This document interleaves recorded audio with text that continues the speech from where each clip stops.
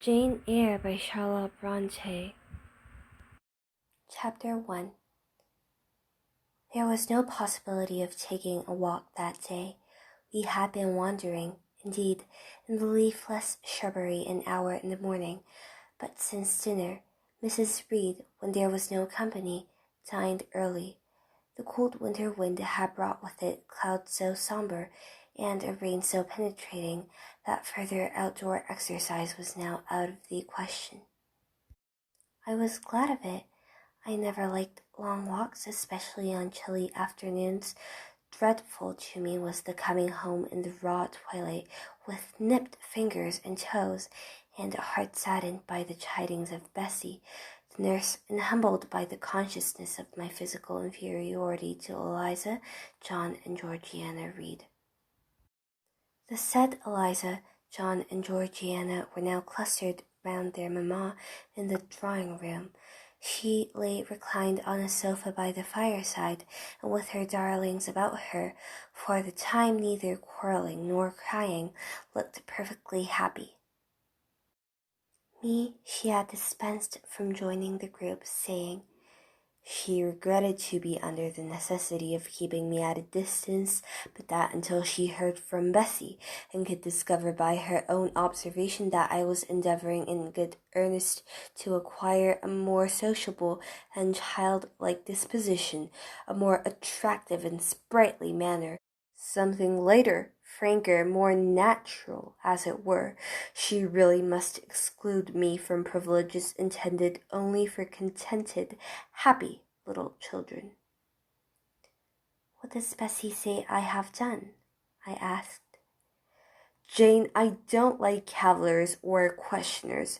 Besides, there is something truly forbidding in a child taking up her elders in that manner. Be seated somewhere, and until you can speak pleasantly, remain silent. A small breakfast room adjoined the drawing room. I slipped in there. It contained a bookcase.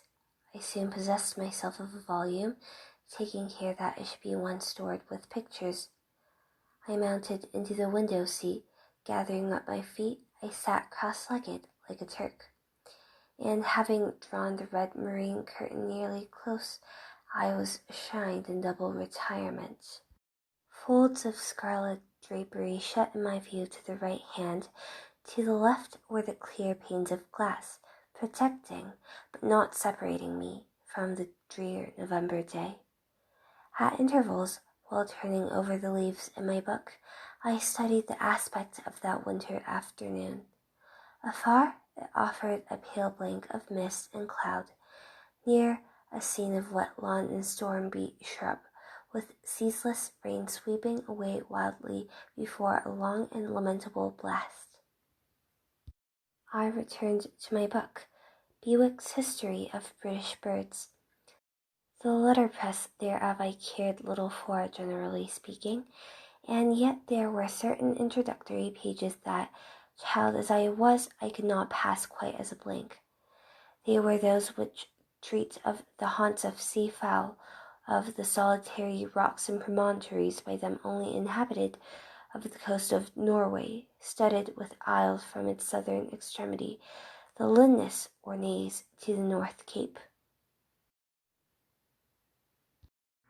Where the northern ocean in vast whirls boils round the naked, melancholy isles of farthest Thule, and the Atlantic surge pours in among the stormy Hebrides.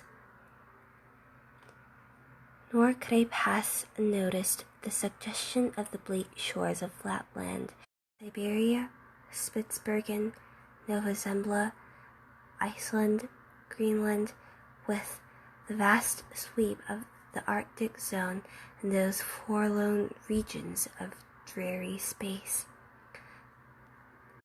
That reservoir of frost and snow where firm fields of ice, the accumulation of centuries of winters glazed in alpine heights above heights, surround the pool and concentre the multiplied rigors of extreme cold.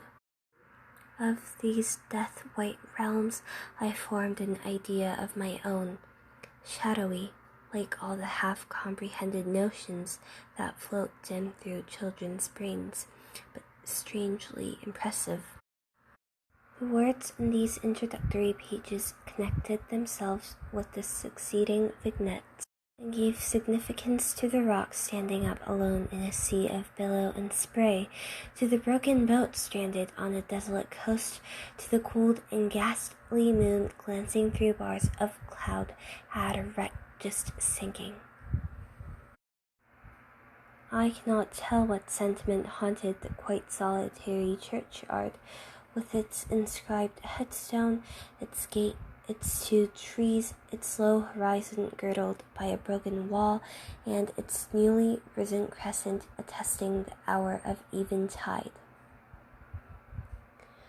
The 2 ships becalmed on the torpid sea, I believed to be marine phantoms. The fiend pinning down the thief's pack behind him, I passed over quickly. It was an object of terror. So was the black horned thing seated aloof on a rock, surveying a distant crowd surrounding a gallows. Each picture told a story, mysterious often to my undeveloped understanding and imperfect feelings, yet ever profoundly interesting.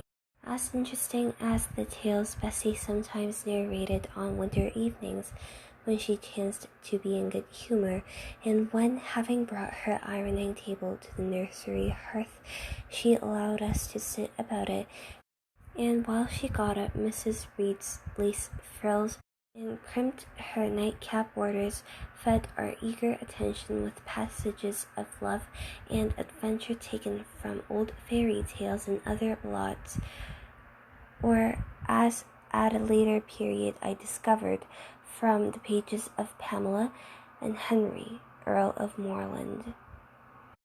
With Bewick on my knee, I was then happy, at least in my way. I feared nothing but interruption, and that came too soon.